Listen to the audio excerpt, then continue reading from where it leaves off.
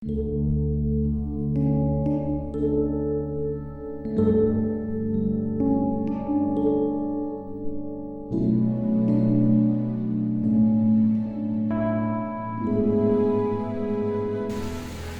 pagi saudara yang kasih Tuhan.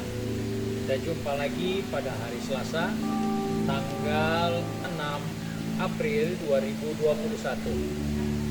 Pagi ini saya akan membaca dari buku 1 Korintus pasal 2 ayat yang kedua yang berkata sebagai berikut.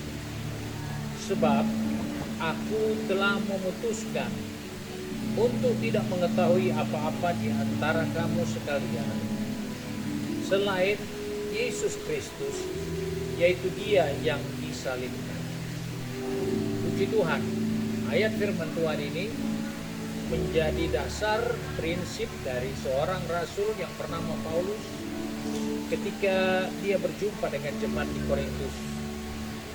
Dalam pelayanan di Korintus kita tahu ada banyak masalah, ada banyak hal yang terjadi, ada dosa yang terjadi.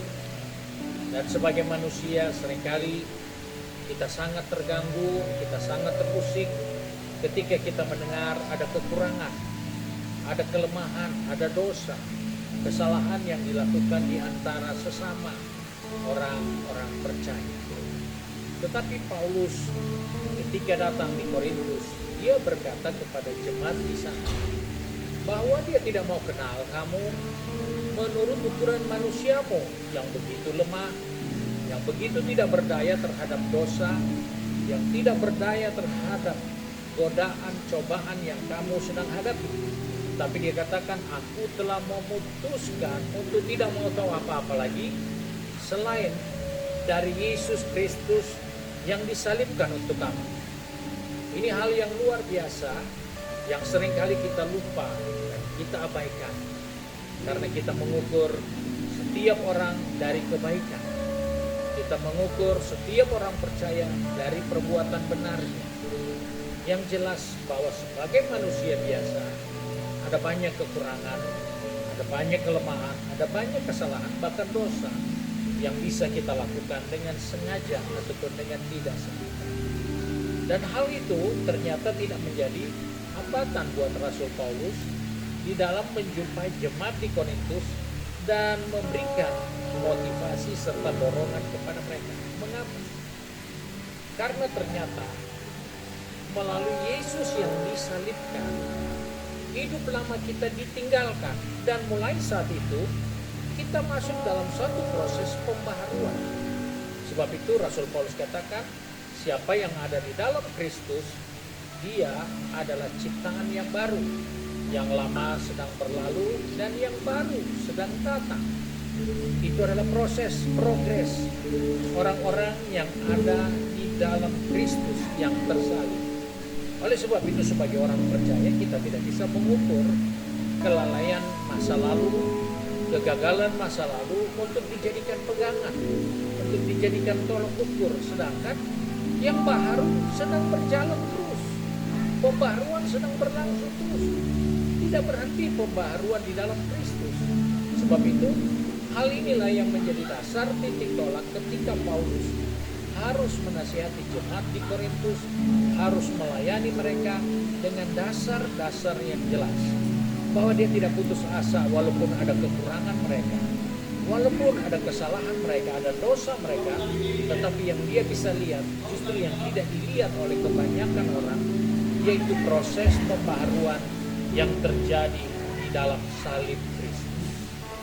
Saudara yang dikasihi Tuhan, kita seringkali terjebak dengan kesalahan masa lalu. Kita seringkali tergoda dengan kebiasaan-kebiasaan buruk yang kita lakukan kemarin, tadi pagi mungkin, dan sekarang ini kita masih ada dalam kondisi yang tidak benar. Tetapi ketahuilah, ketika engkau sadar engkau ada di dalam Kristus, pengampunan, kesempatan untuk menjadi lebih baik tetap ada. Karena yang di dalam Kristus akan mengalami pembaharuan. Dan itulah harapan yang kita bisa miliki. Dan bukan hanya sekedar dibaharui, tapi Paulus katakan, aku cakap menanggung segala sesuatu di dalam Kristus yang memberi kekuatan kepada kita. Jadi kita bisa melihat bahwa luar biasa kekuatan salib Kristus yang membawa kita dalam keselamatan, dalam kehidupan yang baru. Ada kekuatan yang berlimpah-limpah di dalamnya.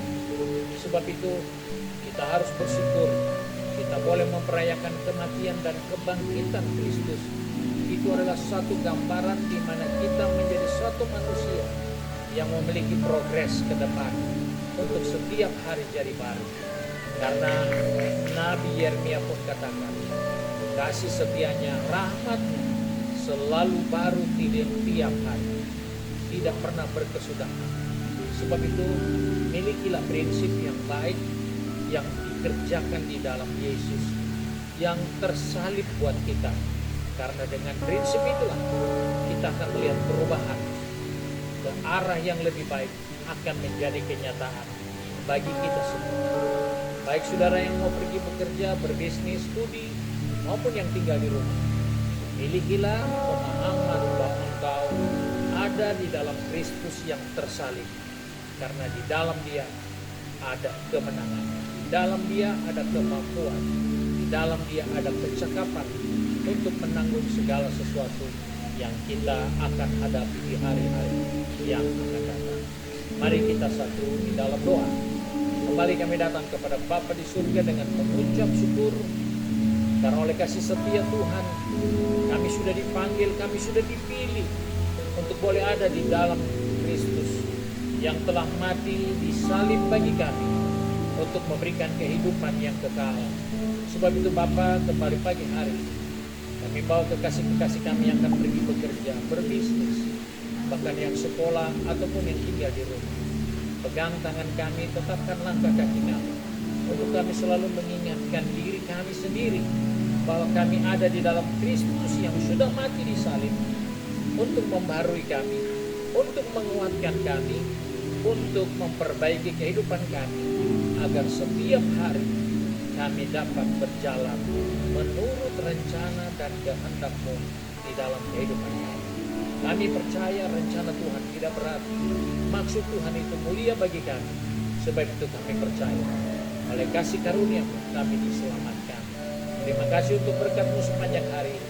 Sebab itu kami bersyukur dan berdoa dalam nama Tuhan Yesus Kristus, Juru Selamat kami, majikan kami yang baik dan setia. Haleluya.